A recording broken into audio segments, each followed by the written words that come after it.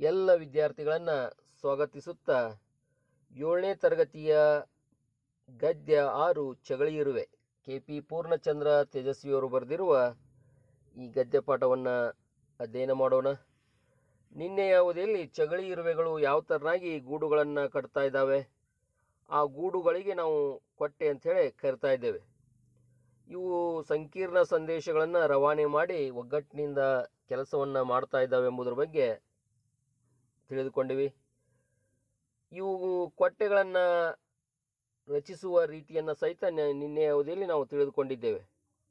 ಯಾವ ಥರನಾಗಿ ಇರುವೆಗಳು ಶಿಸ್ತಿನಿಂದ ಒಗ್ಗಟ್ಟಿನಿಂದ ಒಂದು ಎಲೆಯಿಂದ ಮತ್ತೊಂದು ಎಲೆಗೆ ಬಗ್ಗಿಸಿ ಯಾವ ಥರನಾಗಿ ಅವು ಒಗ್ಗಟ್ಟಿನಿಂದ ಕೆಲಸ ಮಾಡ್ತಾ ಇದ್ದಾವೆ ಎಂಬುದರ ಬಗ್ಗೆ ಅಧ್ಯಯನ ಮಾಡಿದ್ದೇವೆ.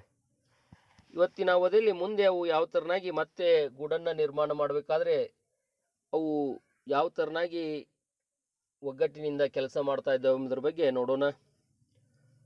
ಸಾಮಾನ್ಯವಾಗಿ ಹಲಸಿನ ಮತ್ತು ಮಾವಿನ ಮರದಲ್ಲಿ ಈ ಮಲೆನಾಡಿನ ಪ್ರದೇಶದಲ್ಲಿ ಚಗಳಿ ಇರುವೆಗಳು ಗೂಡನ್ನು ಕಟ್ತಾ ಇದ್ದಾವೆ.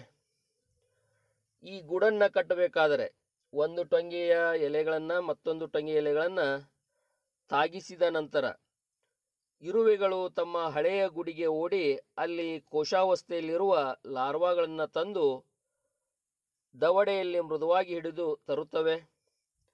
ಆ ಲಾರ್ವಾಗಳನ್ನು ಎಲೆ ಅಂಟಿಸಬೇಕಾದ ಜಾಗದಲ್ಲಿ ವಿಚಿತ್ರವಾಗಿ ನೆವರಿಸುತ್ತಾ ಮೇಲು ಕೆಳಗು ಮಗ್ಗದ ಲಾಳ ಆಡಿಸುವಂತೆ ಅತ್ತಿಂದಿತ್ತ ಆಡಿಸುತ್ತವೆ. ಲಾರ್ವಾಗಳನ್ನು ನೆವರಿಸುವುದರಿಂದ ಅವು ರೇಷ್ಮೆಯಂಥ ನೂಲನ್ನು ಸತತವಾಗಿ ಸ್ರವಿಸಲು ಶುರು ಮಾಡುತ್ತವೆ. ಜೇಡರ ಬಲಿಯಂತೆ ಎರಡನ್ನೂ ಬೆಸೆಯುವ ಈ ನೂಲು ಕೆಲಸ ಮುಗಿಯುವ ಹೊತ್ತಿಗೆ ರೇಷ್ಮೆ ಬಟ್ಟೆಯಂತೆಯೇ ದಟ್ಟವಾಗಿ ದಪ್ಪಗಿದ್ದು ಎಲೆಗಳನ್ನು ಅಂಟಿಸಿರುತ್ತವೆ. ವಿದ್ಯಾರ್ಥಿಗಳೇ, ಇಲ್ಲಿ ಎಲೆಗಳು ಒಂದಕ್ಕೆ ಒಂದು ತಾಗುತ್ತಿದ್ದಂತೆ ಇರುವೆಗಳು ತಮ್ಮ ಹಳೆಯ ಗೂಡಿಗೆ ಓಡಿ ಹೋಗಿ ಅಲ್ಲಿ ಕೋಶಾವಸ್ಥೆಯಲ್ಲಿರುವ ಲಾರ್ವಾ ಅಂತಂದರೆ ಆ ಇರುವೆಯ ಮೊಟ್ಟೆಗಳು, ಅವುಗಳನ್ನು ದವಡೆಯಲ್ಲಿ ಮೃದುವಾಗಿ ಹಿಡಿದು ತಂದು ಆ ಲಾರ್ವಾಗಳನ್ನು ಏನು ಮಾಡ್ತಾ ಇದ್ದಾವೆ ಅಂತಂದರೆ ಆ ಎರಡು ಎಲೆಗಳ ನಡುವೆ ಅಂಟಿಸಬೇಕಾದ ಜಾಗದಲ್ಲಿ ವಿಚಿತ್ರವಾಗಿ ನೆವರಿಸುತ್ತಾ ಮೇಲು ಕೆಳಗು ಮಗ್ಗದ ಥರ ಅವು ಆಡಿಸುತ್ತವೆ. ಹೀಗೆ ಲಾರ್ವಾಗಳನ್ನು ಆಡಿಸುವುದರಿಂದ ಆ ಲಾರ್ವಾಗಳಿಂದ ರೇಷ್ಮೆಯಂಥ ನೂಲು ಸತತವಾಗಿ ಸ್ರವಿಸಿ ಅದು ಜೇಡರ ಬಲೆಯಂತೆ ಎರಡು ಎಲೆಗಳನ್ನು ಜೇಡರ ಬಲೆಯಂತೆ ಬೆಸೆಯುವ ಕೆಲಸವನ್ನು ಮಾಡ್ತಾ ಇದೆ. ಅದು ರೇಷ್ಮೆ ಬಟ್ಟೆಯಂತೆ ದಟ್ಟವಾಗಿ ದಪ್ಪಗಿದ್ದು ಆ ಎಲೆಗಳನ್ನು ಅಂಟಿಸಿರುತ್ತದೆ. ಈ ಥರನಾಗಿ ಚಗಳಿ ಇರುವೆಗಳು ಗೂಡುಗಳನ್ನು ಕಟ್ತಾ ಇದ್ದಾವೆ. ಇಲ್ಲಿ ಚಗಳಿ ಇರುವೆಗಳು ಗೂಡನ್ನು ಯಾವ ಥರನಾಗಿ ಕಟ್ತಾ ಇದ್ದಾವೆ ಎಂಬುದನ್ನು ನಾವು ನೋಡ್ಬೋದು. ಇಲ್ಲಿ ಚಿತ್ರದಲ್ಲಿ ಚಗಳಿ ಇರುವೆಗಳು ಯಾವ ಥರನಾಗಿ ಒಗ್ಗಟ್ಟಿನಿಂದ ಗೂಡನ್ನು ಕಟ್ಟುವ ಕೆಲಸದಲ್ಲಿ ನಿರತರಾಗಿದ್ದಾವೆ. ಅದೇ ಥರನಾಗಿ ಲಾರ್ವಾಗಳನ್ನು ಹಿಡಿದು ತರ್ತಕ್ಕಂಥ ಇರುವೆಯ ಚಿತ್ರ ಮತ್ತು ಒಂದು ಎಲೆಯಿಂದ ಮತ್ತೊಂದು ಎಲೆಗೆ ಜೋಡಿಸಬೇಕಾದರೆ ಅವು ಜೋತು ಬಿದ್ದಿರುವ ಇರುವೆಗಳ ದೃಶ್ಯವನ್ನು ಸಹಿತ ನಾವು ಇಲ್ಲಿ ನೋಡಬಹುದು.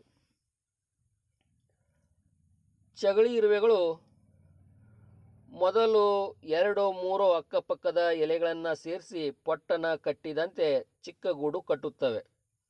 ಇವು ಗಿಡಗಳಲ್ಲಿ ಅಕ್ಕಪಕ್ಕದ ಎಲೆಗಳನ್ನು ಸೇರಿಸಿ ಒಂದು ಪೊಟ್ಟಣದಂತೆ ಚಿಕ್ಕ ಗೂಡನ್ನು ಕಟ್ತಾ ಇದ್ದಾವೆ.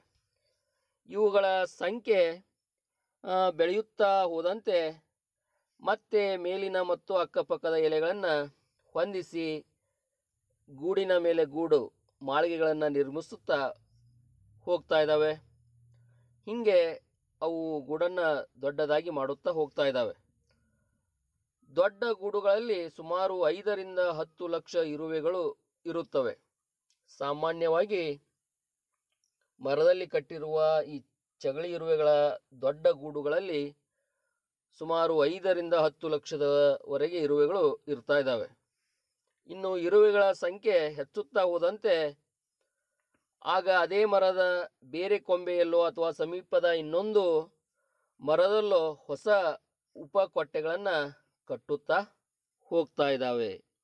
ಇಲ್ಲಿ ಇರುವೆಗಳ ಸಂಖ್ಯೆ ಹೆಚ್ಚಾದಂತೆ ಅವು ಪಕ್ಕದಲ್ಲಿರುವ ಟೊಂಗೆಯನ್ನು ಅಥವಾ ಪಕ್ಕದ ಮರದಲ್ಲಿರುವ ಟೊಂಗೆಯಲ್ಲಿ ಮತ್ತೆ ಗೂಡನ್ನು ಬೆಳೆಸುತ್ತಾ ಗೂಡುಗಳನ್ನು ಕಟ್ಟುತ್ತಾ ಉಪಕೊಟ್ಟೆಗಳನ್ನು ಕಟ್ಟುತ್ತಾ ಹೋಗ್ತಾ ಇದ್ದಾವೆ.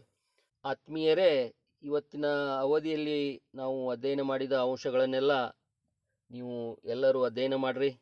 ಅದರ ಜೊತೆಗೆ ಕನ್ನಡ ಭಾಷೆಗೆ ಸಂಬಂಧಿಸಿದ ಅಥವಾ ಕನ್ನಡ ನಾಡುನುಡಿಗೆ ಸಂಬಂಧಿಸಿದ ನೀವು ವಿಷಯಗಳನ್ನು, ಪ್ರಶ್ನೋತ್ತರಗಳನ್ನು, ವ್ಯಾಕರಣ, ಈ ಎಲ್ಲ ವಿಷಯಗಳನ್ನು ತಿಳಿಯಬೇಕಾದರೆ CKT ಕನ್ನಡ ಟ್ಯುಟೋರಿಯಲ್ ಯೂಟ್ಯೂಬ್ ಚಾನಲನ್ನು ಸಬ್ಸ್ಕ್ರೈಬ್ ಮಾಡಿ. ಅಲ್ಲಿಯೂ ಸಹಿತ ನಿಮಗೆ ಸಾಕಷ್ಟು ಮಾಹಿತಿ ಸಿಗ್ತಾ ಇದೆ. ಎಲ್ಲರಿಗೂ ಧನ್ಯವಾದಗಳು.